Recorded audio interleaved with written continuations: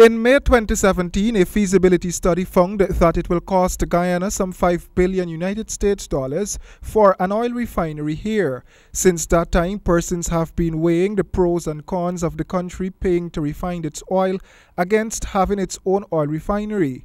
One view expressed by the government was to enter into a joint venture with Suriname, and others flouted that the country should enter into an agreement with Trinidad to refine the country's oil. British professor of economics Sir Paul Collier has cautioned against the establishment of an oil refinery, saying that it is not a good idea for Guyana. I think it would be a big mistake to waste money refining this oil. Refineries are hugely capital expensive, so they burn up a huge amount of capital.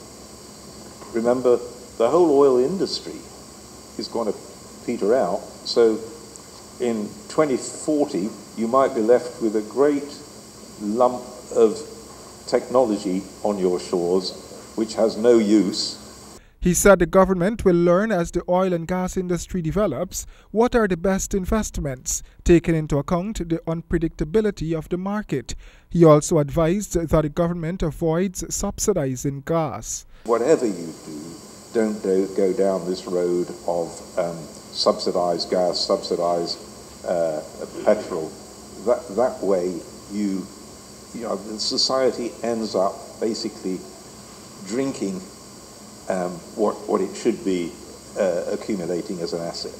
Sir Paul also spoke of the idea of having a national oil company.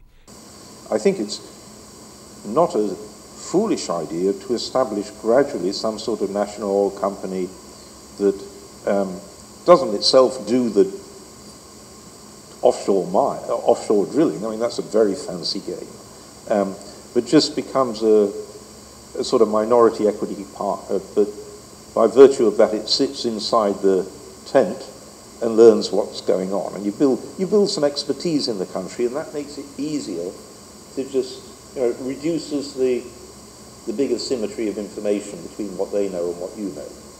So, you know, there's some people say never, never, never do a national oil company. Norway did a national oil company, it served them pretty well.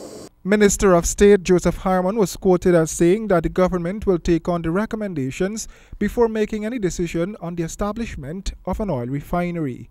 Roy Dan James, HGP Nightly News.